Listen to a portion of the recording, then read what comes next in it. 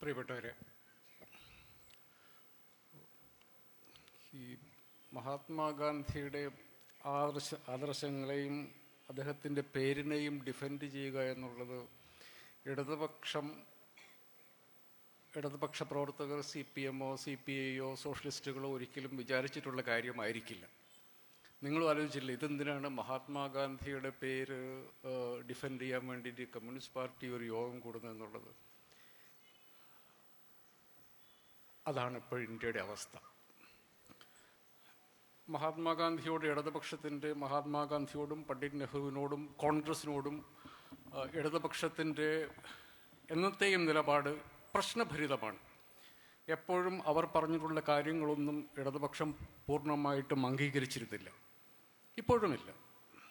പക്ഷേ പിന്നെ എന്തിനാണ് കോൺഗ്രസ്സുകാർ പോലും ഡിഫെൻഡ് ചെയ്യാത്ത മഹാത്മാഗാന്ധിയുടെ പേര് പ്രതിരോധിക്കാൻ വേണ്ടി ഇടതുപക്ഷം ഇറങ്ങി പുറപ്പെട്ടിരിക്കുന്നത്? അതിലൊരു വലിയ പ്രശ്നമുണ്ട്. കാരണം നമ്മുടെ നാട് സ്വാതന്ത്ര്യം നേടുമ്പോൾ ആ സ്വാതന്ത്ര്യ പ്രക്ഷോഭത്തിൻ്റെ ഒരു ഘട്ടത്തിലും, നാടൻ ഭാഷയിൽ പറഞ്ഞാൽ സ്വാതന്ത്ര്യ സമര ഘോഷയാത്ര നടന്നു പോകുമ്പോൾ അത് കാണാൻ വേണ്ടി വേലിയിൽ പോയി നിന്നപ്പോൾ പാമ്പ് കടിച്ച മരിച്ച ഒരു RSSകാരനോ സംഘപരിവാറുകാരനോ ഇന്ത്യയിലില്ല. അവർ പക്ഷേ ഈ നാട് ഭരിക്കുകയാണ്. ജനാധിപത്യപരമായ പ്രക്രിയയിലൂടെ അവർ അധികാരത്തിൽ വരുന്നു. എന്നിട്ട് അവരെന്താണ് ചെയ്തുകൊണ്ടിരിക്കുന്നത് എന്നുള്ളത് കൊണ്ടാണ് നമ്മൾക്ക് ഗാന്ധിയെ ഡിഫെൻഡ് ചെയ്യാൻ വേണ്ടി പരസ്യമായി രംഗത്ത് വരേണ്ടി വരുന്നത്. ഇപ്പം തൊട്ടു മുമ്പ് പ്രസംഗിച്ച ആൾ സൂചിപ്പിച്ചതുപോലെ നമ്മുടെ നാടിൻ്റെ അടിക്കല്ല് എന്ന് പറയുന്നത് വൈവിധ്യങ്ങളെ അംഗീകരിക്കുന്നതിലാണ്. മഹാത്മാഗാന്ധി എന്ന് പറയുന്ന മനുഷ്യൻ 1915 ദക്ഷിണാഫ്രിക്കയിൽ നിന്ന് ഇന്ത്യയിൽ വന്നതിന് ശേഷം അദ്ദേഹം 48 മരിക്കുമ്പോൾ ആ 15 വന്ന മനുഷ്യനെ ആയിരുന്നില്ല മഹാത്മാഗാന്ധി. അനീതിക്കെതിരെ പോരാടുക എന്നുള്ള സ്വഭാവത്തിൻ്റെ ഒരു കാര്യം ഒഴികെ ബാക്കി അദ്ദേഹത്തിൻ്റെ ചിന്തകൾ, പ്രവർത്തനങ്ങൾ, ആലോചനകൾ എല്ലാം പരിപൂർണമായിട്ട് മാറിയിരുന്നു. എങ്ങനെയാണ് മതത്തിൻ്റെ അടിസ്ഥാനത്തിൽ വിഭജിക്കപ്പെട്ട ഒരു രാജ്യത്ത് ഇന്ത്യ എന്ന് പറയുന്ന രാജ്യം മതേതര രാജ്യമാകണം എന്നുള്ള ധൈര്യം നമ്മുടെ ഭരണഘടനാ അസംബ്ലിക്ക് ഉണ്ടാവാനുള്ള കാരണം എന്താണ്? ഇവിടെ അന്ന് ഹിന്ദുത്വവാദികൾക്ക് വല്ല കുറവുമുണ്ടായിരുന്നു. ഭരണഘടനാ അസംബ്ലിയിൽ ഹിന്ദുത്വവാദികളുണ്ടായിരുന്നു ധാരാളമായിട്ട്. എങ്ങനെയാണ് നമ്മളുടെ ഇപ്പോഴത്തെ പോലെയുള്ള ഒരു മതനിരപേക്ഷ ഫെഡറൽ ഭരണഘടന ഉണ്ടായത്? അവിടെയാണ് ഗാന്ധിയുടെ റെലവൻസ്. അവിടെയാണ് മോഹൻദാസ് കരംചന്ദ് ഗാന്ധി എന്ന് പറയുന്ന മനുഷ്യൻ ഇന്ത്യ എന്ന മതേതര ഫെഡറൽ റിപ്പബ്ലിക്കിൻ്റെ ഏറ്റവും പ്രധാനപ്പെട്ട ആണിക്കല്ലായിട്ട് മാറുന്നത്. ഞാൻ പറഞ്ഞു, മഹാത്മാഗാന്ധി ഇന്ത്യയിൽ വന്നിറങ്ങുമ്പോൾ സനാതനിയായ ജാതി വ്യവസ്ഥയിൽ വിശ്വസിക്കുന്ന പുനർജന്മം എന്നുള്ളത് ജാതി വ്യവസ്ഥയുടെ ഭാഗമായി വരുന്ന ഒരു കാര്യമാണെന്ന് വിശ്വസിച്ചിരുന്ന ഒരു സാധാരണ ഹിന്ദുവായിരുന്നു. അദ്ദേഹം മരിക്കുമ്പോൾ പക്ഷെ അതായിരുന്നില്ല. ഈശ്വരല്ല തെരേ നാം എന്ന് പറയാനും ഇന്ത്യക്കാരെ കൊണ്ട് മുഴുവൻ അത് പാടിപ്പിക്കാനും പറ്റുന്ന വിധത്തിൽ അദ്ദേഹം മാറിയിരുന്നു. ഇന്ത്യയുടെ വൈവിധ്യങ്ങളെ അത്രയധികം അദ്ദേഹം ഉൾക്കൊണ്ടിരുന്നു. ആ വൈവിധ്യത്തിൻ്റെ മഹാത്മാഗാന്ധി ചോര കൊണ്ട് കൊടുത്ത ഒരു വില കൊണ്ടാണ് ഇന്ത്യയുടെ ഭരണഘടന ഒരു മതേതര ജനാധിപത്യ ഫെഡറൽ റിപ്പബ്ലിക്കിൻ്റെ ഭരണഘടനയായി മാറിയത്. അതല്ലായിരുന്നെങ്കിൽ ഇന്ത്യയുടെ ഭരണഘടന വി ദ പീപ്പിൾ, നാം ജനങ്ങൾ എന്ന് പറയുന്നത് തുടങ്ങുന്ന നമ്മുടെ പ്രയാമ്പിളിൻ്റെ അവിടെ ദൈവത്തിൻ്റെ പേര് കൊണ്ടുവന്ന് വെക്കാൻ ഭരണഘടനാ അസംബ്ലിയിൽ ആളുകളുണ്ടായിരുന്നു. വോട്ടിട്ടാണ് തോൽപ്പിച്ചത്. ഇന്ത്യക്കാരായ നാം മനുഷ്യർ, അതാണ് ഒരേ ഒരു ഏകകം എന്ന് ഇന്ത്യക്കാരെ കൊണ്ട് വിശ്വസിപ്പിച്ച മനുഷ്യനാണ് ഗാന്ധി. ആ അടിക്കല്ലാണ് ഇപ്പോൾ സംഘപരിവാരം പൊളിക്കാൻ വേണ്ടി ശ്രമിക്കുന്നത്. അതുകൊണ്ടാണ് ഇടതുപക്ഷം ആ പേരിനെ ഡിഫെൻഡ് ചെയ്യുന്നത്, അദ്ദേഹത്തിൻ്റെ ആദർശങ്ങളെ ഡിഫെൻഡ് ചെയ്യുന്നത്. അത് പൊളിച്ചാൽ ഇപ്പം ഞാൻ ഇതുമായി ബന്ധപ്പെട്ട് CPM-ൻ്റെ ജില്ലാ സെക്രട്ടറി ശ്രീ സതീഷിനോട് കുറച്ചു കാലം മുമ്പ് സംസാരിക്കുകയുണ്ടായി.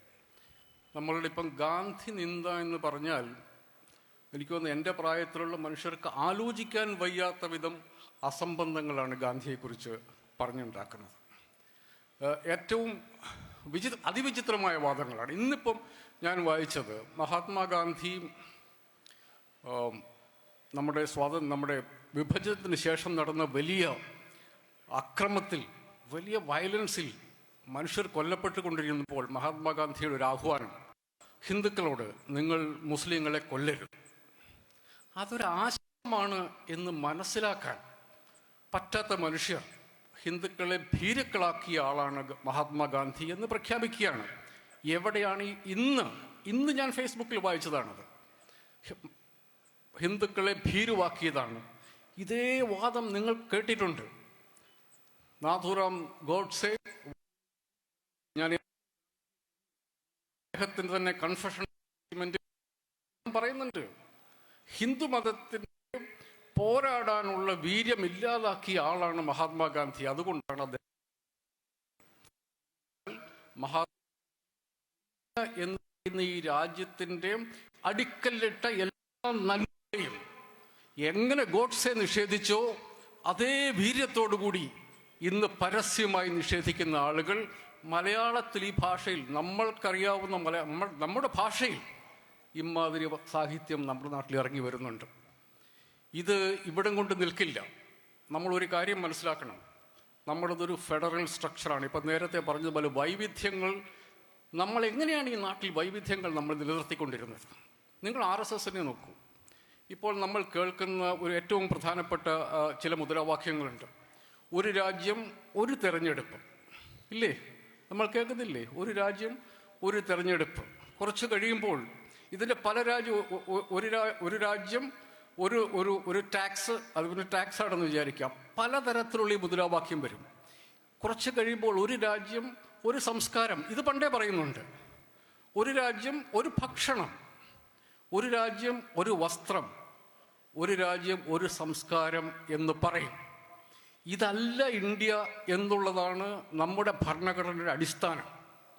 നമ്മുടെ ഭരണഘടന തുടങ്ങുന്ന ഒന്നാമത്തെ ആർട്ടിക്കിൾ, അനുച്ഛേദം 1 പറയുന്നത് ഇങ്ങനെയാണ്: India, that is Bharat, shall be A union of States. സംസ്ഥാനങ്ങളുടെ ഒരു സങ്കലനമായിരിക്കും. സംസ്ഥാനങ്ങളാണ് നമ്മുടെ രാജ്യത്തിൻ്റെ അടിസ്ഥാന ഘടന. എന്താണ് ഈ സംസ്ഥാനങ്ങളുടെ പ്രത്യേകത? നമ്മൾ കേരളീയർ, തമിഴ്നാട്ടുകാർ, കർണാടകക്കാർ, തെലങ്കാനക്കാർ, ഉത്തർപ്രദേശുകാർ, ബീഹാറികൾ, ഇവരൊക്കെ പലതരം വൈവിധ്യങ്ങൾ കൊണ്ട് ജീവിക്കുന്ന മനുഷ്യരാണ്.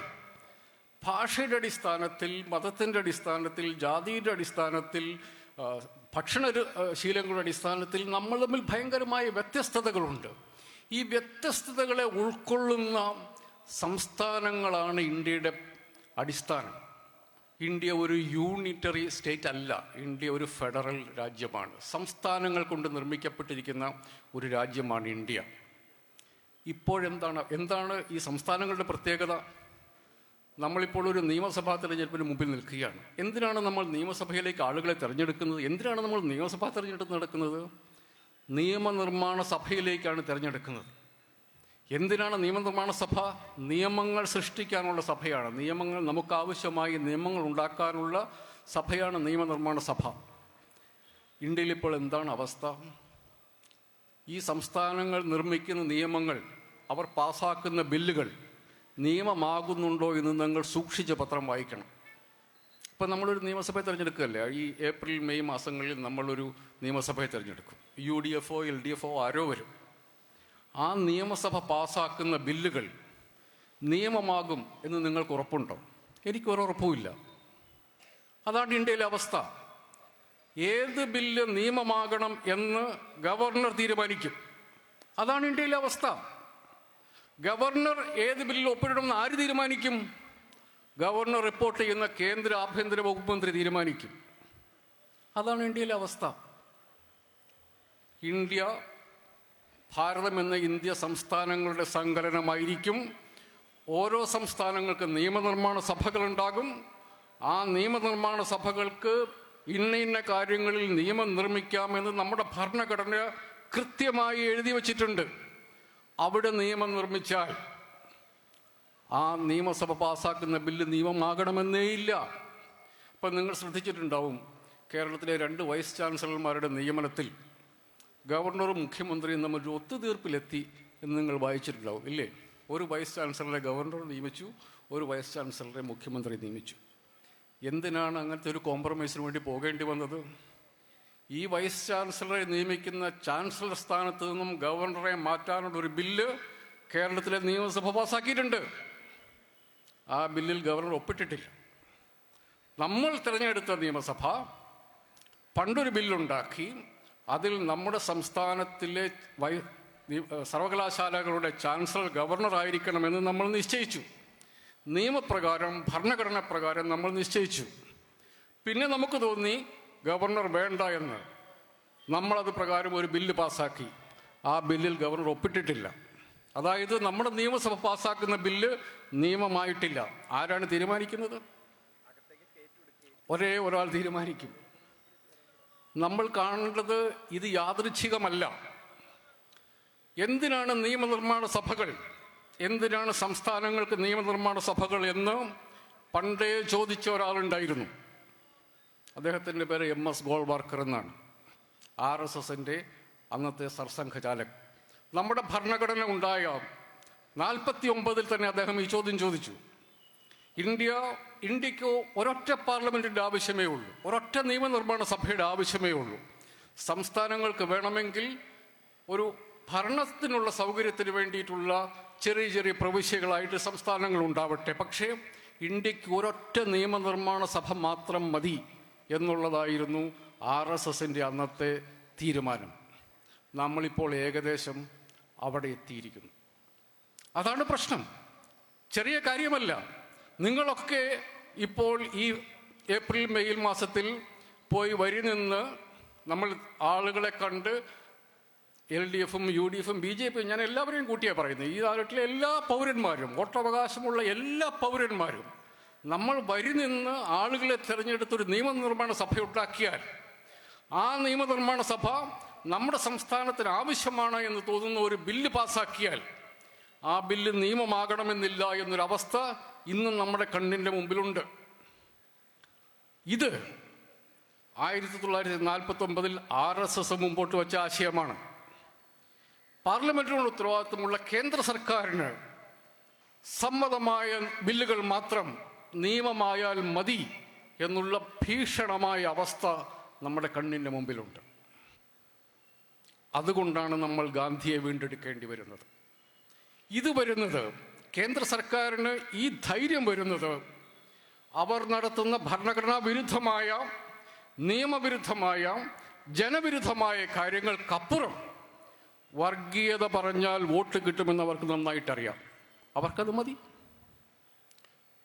5 വർഷം ഈ ജനദ്രോഹങ്ങൾ നടത്തിയാലും ഈ ഭരണഘടനാ വിരുദ്ധത നടത്തിയാലും 5ാമത്തെ വർഷം പച്ച വർഗീയത പറഞ്ഞാൽ വീണ്ടും അധികാരത്തിൽ വരാം എന്നവർക്കറിയാം. അതെന്തൊരു അപകടകരമായ അവസ്ഥയാണെന്ന് ആലോചിച്ച് നോക്കൂ. നമ്മുടെ നാടിൻ്റെ വൈവിധ്യങ്ങൾ സംരക്ഷിക്കണമെന്നുണ്ടെങ്കിൽ നമ്മുടെ ഭരണഘടന സംരക്ഷിക്കണം. പക്ഷേ നമ്മുടെ ഭരണഘടനയുടെ അടിക്കല്ലുകൾ മാന്തി തുടങ്ങിയിരിക്കുന്നു. നമ്മൾ വിചാരിച്ചിരുന്നത്, ഞാനത് ആദ്യം പറഞ്ഞത്, കോൺഗ്രസ്സുകാരും സോഷ്യലിസ്റ്റുകളും കമ്മ്യൂണിസ്റ്റുകളും തമ്മിൽ ഈ രാജ്യത്തിൻ്റെ ഭാവിയെക്കുറിച്ച് അഭിപ്രായ വ്യത്യാസങ്ങളുണ്ടായിരുന്നു. പക്ഷേ അതിൻ്റെ അടിക്കല്ലുകളുടെ കാര്യത്തിൽ ഇതൊരു ജനാധിപത്യ രാഷ്ട്രമായിരിക്കണം, ഇതൊരു മതേതര രാജ്യമായിരിക്കണം, ഇതൊരു ഫെഡറൽ രാജ്യമായിരിക്കണം എന്നുള്ള കാര്യത്തിൽ യാതൊരു തരത്തിലുള്ള അഭിപ്രായ വ്യത്യാസങ്ങളും കോൺഗ്രസ്സുകാരും കമ്മ്യൂണിസ്റ്റുകളും സോഷ്യലിസ്റ്റുകളും തമ്മിലുണ്ടായിരുന്നില്ല. അക്കാര്യത്തിൽ അഭിപ്രായ വ്യത്യാസമുള്ള ഒരേ ഒരു കൂട്ടർ ഹിന്ദുത്വവാദികളായിരുന്നു. അവർക്ക് ഭരണം കിട്ടിയപ്പോൾ അവരുടെ ആശയം അവർ ഈ നാടിന് മുമ്പിൽ അടിച്ചേൽപ്പിക്കാൻ ശ്രമിക്കുകയാണ്. അതുകൊണ്ടാണ് എങ്ങനെയാണോ നമ്മുടെ രാജ്യത്തിൻ്റെ ഭരണഘടന ഒരു സെക്യുലർ റിപ്പബ്ലിക്കായി, ഒരു ഫെഡറൽ റിപ്പബ്ലിക്കായി മാറ്റിയത്, അതിനുള്ള ഉറപ്പ് നമ്മുടെ ഭരണഘടനാ നിർമ്മാണ സഭയ്ക്ക് നൽകിയത് മഹാത്മാഗാന്ധിയുടെ രക്തസാക്ഷിത്വമാണ്. അതുകൊണ്ടാണ് അദ്ദേഹത്തെ നമ്മൾ വീണ്ടെടുക്കേണ്ടി വരുന്നത്. ഈ വീണ്ടെടുപ്പ് നമ്മൾ നടത്തിയില്ല എങ്കിൽ, മഹാത്മാഗാന്ധിയെ വീണ്ടും നമ്മൾ ജനങ്ങളോട് എന്താണ് മഹാത്മാഗാന്ധി നമ്മളോട് പറഞ്ഞത് എന്ന് വീണ്ടും നമ്മൾ പറഞ്ഞില്ല എങ്കിൽ അത് മനുഷ്യർക്ക് ബോധ്യമായില്ല എങ്കിൽ നമ്മളുടെ ഫെഡറൽ സംവിധാനം തകരാറിലാണ്. നമ്മൾ തിരഞ്ഞെടുക്കുന്ന നിയമസഭയ്ക്ക് നിയമം പാസ്സാക്കാൻ അവകാശമില്ല എന്നുള്ള അവസ്ഥയിലേക്ക് നമ്മൾ വളരെ പെട്ടെന്ന് എത്തിച്ചേരും. അതിൻ്റെ അർത്ഥം ഒരു ഗവർണർ മതി ഒരു സംസ്ഥാനം ഭരിക്കാൻ എന്നുള്ള RSSൻ്റെ അതേ തീരുമാനത്തിലേക്ക് രാജ്യമെത്തും. അതിനെ തടയാൻ ഇന്ത്യയിൽ ഏത് തത്വശാസ്ത്രത്തിൻ്റെ അടിസ്ഥാനത്തിലാണോ നമ്മുടെ ഭരണഘടന നിലവിൽ വന്നത്, ഏത് ധൈര്യത്തിൻ്റെ പുറത്താണ് നമ്മുടെ ഭരണഘടനാ നിർമ്മാണ സഭയിലെ അംഗങ്ങൾക്ക് ഒരു മതേതര ജനാധിപത്യ ഫെഡറൽ റിപ്പബ്ലിക്കിനെ കുറിച്ച് വിഭജനത്തിന് ശേഷവും സംസാരിക്കാൻ അവർക്ക് ധൈര്യമുണ്ടായത്? പണ്ഡിറ്റ് ജവഹർലാൽ നെഹ്റുവിന് ഒരാൾക്കൊരു വോട്ട് എന്നുള്ള ആശയം മുമ്പോട്ട് വെക്കാൻ കോൺഗ്രസിൻ്റെ വർക്കിംഗ് കമ്മിറ്റിയിൽ മുമ്പോട്ട് വെക്കാൻ ആര് ധൈര്യം കൊടുത്തോ ആ മഹാത്മാഗാന്ധി ഇല്ലാതായാൽ ഇന്ത്യയുടെ അടിക്കല്ലുകൾ ഓരോന്നോരോന്നായി ഇല്ലാതാകും. നമ്മുടെ നാടൻ ഭാഷയിൽ പറയില്ലേ, നിലത്ത് നിന്നിട്ട് വേണമല്ലോ അഭ്യാസം കളിക്കാനെന്നുള്ളത്. കമ്മ്യൂണിസ്റ്റുകൾക്ക് അഭ്യാസം കളിക്കണമെന്നുണ്ടെങ്കിൽ ഈ ഭരണഘടന നിന്നേ പറ്റൂ. നമുക്ക് മനുഷ്യരുടെ ജീവിതത്തിലേക്ക് മെച്ചപ്പെട്ട കാര്യങ്ങൾ കൊണ്ടുവരണമെന്നുണ്ടെങ്കിൽ ഈ ജനാധിപത്യ റിപ്പബ്ലിക്ക്, ഈ ഫെഡറൽ സംവിധാനം നിലനിന്നെങ്കിലേ പറ്റൂ. അതിദാരിദ്ര്യമുക്തമായ ഒരു കേരളത്തെക്കുറിച്ച് നമുക്ക് സ്വപ്നം കാണണമെങ്കിൽ അതിനാവശ്യമായി നിയമം പാസ്സാക്കാൻ നമ്മുടെ നിയമസഭയ്ക്ക് അധികാരം വേണം. നമ്മുടെ നിയമസഭ ഒരു ബില്ല് പാസ്സാക്കിയാൽ അത് ഗവർണർ സൈൻ ചെയ്യണം. അത് നിയമമാകണം. അത് നമ്മുടെ അവകാശമാണ്. ആ അവകാശം ഇല്ലാതാകുന്നു എന്നുള്ളത് ഭരണഘടന ഇല്ലാതാകുന്നു എന്നുള്ളതാണ്. ഭരണഘടന ഇല്ലാതാകുന്നു എന്ന് വെച്ചാൽ നമ്മുടെ രാജ്യത്തിൻ്റെ അടിക്കല്ല് ഇളകി എന്നുള്ളതാണ്. ആ അടിക്കല്ലുകളിൽ ഒന്നാണ് മഹാത്മാഗാന്ധി. അതുകൊണ്ടാണ് മഹാത്മാഗാന്ധിക്കെതിരെ വലിയ തോതിലുള്ള ആക്രമണം നടക്കുന്നത്. അദ്ദേഹത്തിൻ്റെ പേര് തന്നെ പല പ്രധാനപ്പെട്ട കാര്യങ്ങളിൽ നിന്നും ഇല്ലാതാകുന്നത്. ഇതുകൊണ്ടാണ് ഇടതുപക്ഷം ഈ രാജ്യത്തിൻ്റെ ഭാവിയെക്കുറിച്ച് ആശങ്കപ്പെടുന്ന എല്ലാ മനുഷ്യരും മഹാത്മാഗാന്ധിക്കെതിരെയുള്ള ഈ ആക്രമണത്തിൽ അദ്ദേഹത്തിൻ്റെ പേരിൻ്റെ പേരിൽ, അദ്ദേഹത്തിൻ്റെ ആശയങ്ങൾക്ക് പേരിൽ അതിനെ ഡിഫെൻഡ് ചെയ്യാൻ, അതിനെ പ്രതിരോധിക്കാൻ വേണ്ടി വന്നിരിക്കുന്നത്. ഇതൊരു ചരിത്ര മുഹൂർത്തമാണ്. നമുക്ക് ഇത് വിട്ടുപോയാൽ നമ്മൾ അതിൻ്റെ വാതിൽപ്പടിയിൽ നിൽക്കുകയാണ്. സുപ്രീം കോടതി ഈ ബില്ലുകൾ പാസാക്കിയാൽ അത് നിയമമാക്കണമെന്ന് സുപ്രീം കോടതി വിധിച്ചിട്ട് ആ വിധി നിലനിൽക്കുന്നില്ല എന്ന് നമ്മൾ ആലോചിക്കണം. 3 മാസത്തിൽ കൂടുതൽ ഒരു ബില്ല് വെച്ചുകൊണ്ടിരിക്കാൻ ഗവർണർക്ക് അവകാശമില്ല എന്ന് സുപ്രീം കോടതി വിധിച്ചെങ്കിലും ആ വിധി ഇന്ന് നിലവിലില്ല. നിയമനിർമ്മാണ സഭകൾക്ക് നിയമമുണ്ടാക്കാൻ അവകാശമുണ്ട് എന്നുള്ള സുപ്രീം കോടതി വിധി ഇന്ന് നിലവിലില്ല. എന്ന് വെച്ചാൽ നമ്മുടെ അടിസ്ഥാനപരമായിട്ടുള്ള പല ഭരണഘടനാ മൂല്യങ്ങളും വലിയ വെല്ലുവിളിയെ നേരിടുകയാണ്. ഈ വെല്ലുവിളികളെ നമുക്ക് നേരിടണമെങ്കിൽ ഏറ്റവും ശക്തമായിട്ടുള്ള, ഏറ്റവും പ്രയോജനപ്രദമായിട്ടുള്ള, ഏറ്റവും ധാർമ്മികമായിട്ടുള്ള ആയുധം എന്നുള്ളത് മഹാത്മാഗാന്ധി തന്നെയാണ്. അതുകൊണ്ടാണ് നമ്മുടെ നിലനിൽപ്പിൻ്റെ പ്രശ്നം എന്ന നിലയിലാണ് നമ്മൾ മഹാത്മാഗാന്ധിയെ ഡിഫെൻഡ് ചെയ്യേണ്ടത്. നിങ്ങൾ വലിയ ഒരു ജനക്കൂട്ടത്തെ കാണുമ്പോൾ എനിക്ക് പ്രതീക്ഷയുണ്ട് നമ്മൾ ഈ വെല്ലുവിളി തിരിച്ചറിയണം. ഈ വെല്ലുവിളി തിരിച്ചറിഞ്ഞുകൊണ്ട് മഹാത്മാഗാന്ധിക്കെതിരെയുള്ള ആക്രമണം എന്നാൽ നമ്മുടെ ഭരണഘടനയ്ക്കെതിരെയുള്ള ആക്രമണമാണ് എന്നുള്ള തിരിച്ചറിവ് നമുക്കുണ്ടാകണം. അതിനുള്ള വലിയ പോരാട്ടം നമ്മൾ നടത്തേണ്ടി വരും. ഒരുമിച്ച് തന്നെ നമ്മളത് ചെയ്യേണ്ടി വരും. ആ കൂട്ടത്തിൽ എല്ലാത്തരം മനുഷ്യരെയും നമ്മൾ കൂടെ കൂട്ടേണ്ടി വരും. അതൊരു വലിയ വെല്ലുവിളിയാണ്. അത് ഏറ്റെടുക്കാൻ ഈ നമ്മുടെ നാട്ടിലെ ഇടതുപക്ഷ പ്രസ്ഥാനങ്ങൾ, പുരോഗമന പ്രസ്ഥാനങ്ങൾ എല്ലാവരും മുൻപോട്ട് വരുമെന്നുള്ള പ്രത്യാശ പങ്കുവെച്ചുകൊണ്ട് ഞാൻ എൻ്റെ വാക്കുകൾ അവസാനിപ്പിക്കും. നന്ദി, നമസ്കാരം.